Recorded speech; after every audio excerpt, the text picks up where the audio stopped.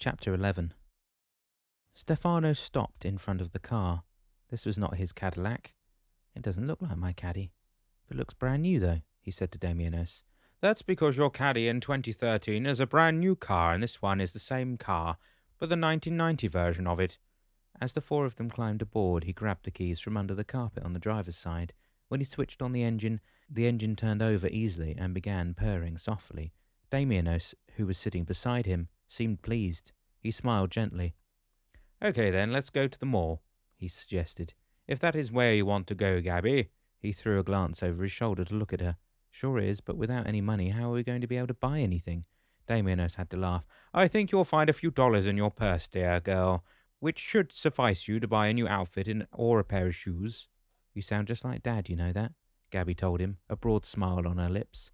He's always telling me that should be enough when he gives me some money, and then if we go together he buys stuff when my purse is empty. Well, I don't know that I'll be that generous, but we shall see, okay? All right, Gabby said.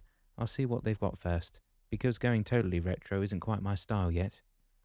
And we should think of buying some food too, Malou rejoined. We've got plenty of frozen stuff, but a fresh salad or some fruits for breakfast wouldn't be a bad idea. Okay then, Stefano said, pulling out of the parking lot and turning in the direction of the mall he knew in Boca Raton. Damiano said nothing until the young man rounded the corner onto the street that would have led him directly to the mall in question. Stefano then stopped, pulled to the curb and turned to their cat. Why didn't you say something? He demanded. Damiano chuckled. I just thought you needed to be reminded that this is not the Boca Raton you remember. The shopping centre is still under construction, as you can see. He pointed to the construction site that extended for the next 3 blocks. Maybe we should go to the mall near Grandpa and Grandma's place, Malou suggested. It was there when I used to live here. Is it a modern mall? Gabby asked. Oh yes, well I mean it was new in 1990, but I think apart from being small in comparison to some others, it's very nice. All right then, let's go, Stefano said, pulling into traffic again. Are we likely to run into some of your friends? Gabby asked her mum. I shouldn't think so, but if we do, they wouldn't recognise me now. Besides, I don't think anyone will see you unless you want them to, Damianos remarked. What do you mean? Are we going to be invisible again? No, Gabby, not to the people you have never met, which is practically everyone on Earth right now, since neither of you are born yet. But what would happen if I recognised someone? Malou asked, a little anxious all of a sudden. Nothing, unless of course you want to introduce yourself and your 2 grown-up children, Damianos said, turning in his seat to look at Malou.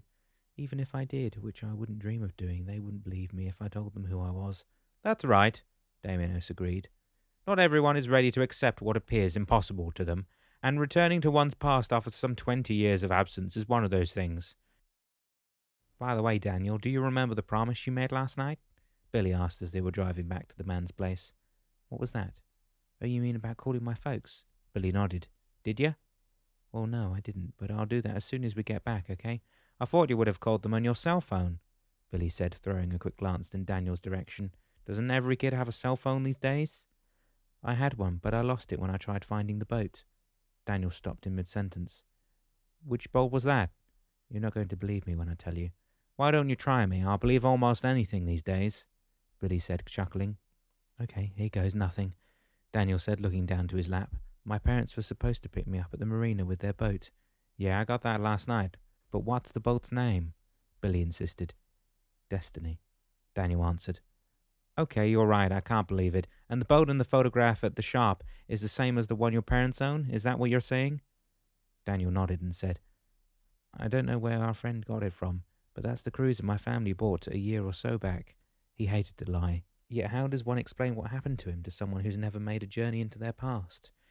Okay, maybe someone took the old tub and restored it to its former glory, Billy said, trying to find a logical explanation for his parents' old boat being now in possession of someone else.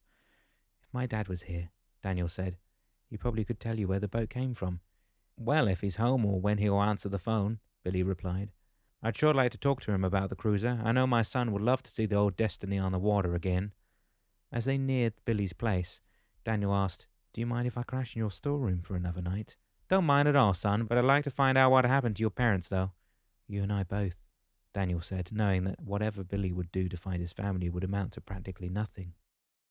In the afternoon, when Dan, Gustavo and Chippewa returned to the motel, the first thing the 3 of them did was to change their clothes. Gustavo in particular had enough of wearing a suit for even the few hours they had spent at Seagate. only they had changed into more comfortable attires, and they met at the bar adjacent to the motel. "How do you feel now?" Chippewa asked Dan once they had ordered their beers and had gone to sit at a table at the back of the establishment. "Sad, Chippewa," was Dan's answer. "Why is that?" Gustavo asked, taking a first sip. "It's because of everything I did. All the work I put in to get the pizza stores going, only to lose it all in the space of a minute." "You mean after your accident, right?" Dan nodded, after drinking a long gulp of his beer. "Yeah, it was like I had a door slammed in my face." "But couldn't your brother have taken over for you while you were recovering?" "No, Gustavo, it was not for the lack of his trying, mind you. It was because his management style wasn't mine. My brother was a fantastic manager, but he had no vision and no marketing savvy. He and Dante did the best they could with the stores, but I knew it wouldn't have been enough to have us grow. Domino's Pizza was not alone on the market anymore. We had a lot of competition at the time, especially in Pennsylvania and New Jersey. It was a fight I would have won, but with a head injury and being unable to continue working, I soon had to sell all the stores at a loss." "So that accident must have been very serious," Gustavo said. "Oh yes, at first everyone thought it was just a bump on the head, but it wasn't." Dan fell silent for a moment. "You know, I never played football or hockey, but I can imagine what these guys go through when they sustain serious head injuries. They earn millions, but they're knocked off their senses, more often than we realize." "What Dan suffered," Chippewa interposed, "is very similar to a person falling off a horse on his head. It's not only disorientating, but it leaves you with a terrible fear of ever this happening to you again." "I guess that's why they say you've got to climb right back into the saddle after the horse has thrown you off, otherwise you'd never ride again, right?" "Yes, Gustavo, that's one of the reasons. But another is the fact that you lose your mastery over the beast. You're afraid to make the same mistake or to allow the horse to make the same mistake. And both types of fears are leaving you with doubts about your capabilities." "It's too bad that you couldn't get back on that horse," Gustavo said to Dan, drinking some more from his glass. Dan nodded. "But you know, in one way, I'm grateful it happened. It was some sort of blessing in disguise." "How do you mean?" Gustavo asked. "Well, it was a way for me to accomplish one of my dreams," Dan replied. "Speaking of dreams, why don't you tell us about Abuelita?" Chippewa interjected, smiling. "Who's Abuelita?" "She was my grandmother, Gustavo. She was such a beautiful lady, you can't imagine." "Well, go ahead then. I'm always interested to know a lot more about beautiful ladies."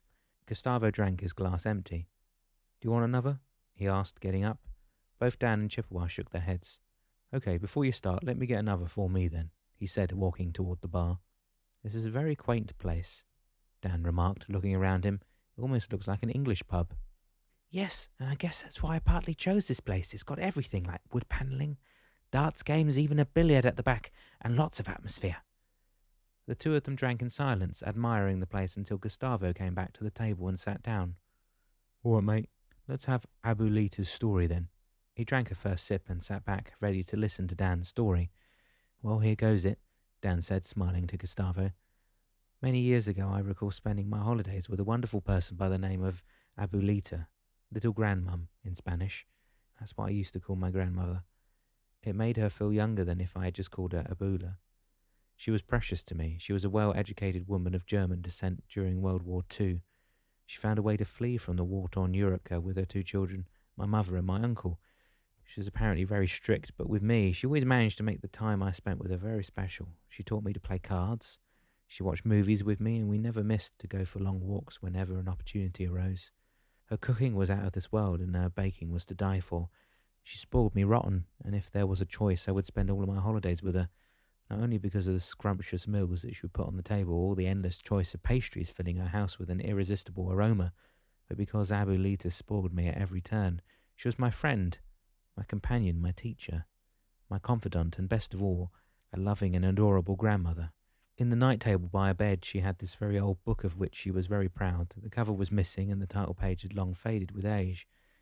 It was held together by a few strings and wrapped in an embroideried handkerchief that Abuelita had sewn for it. I never knew what the book was called, but it contained many intriguing writings that would trigger my imagination.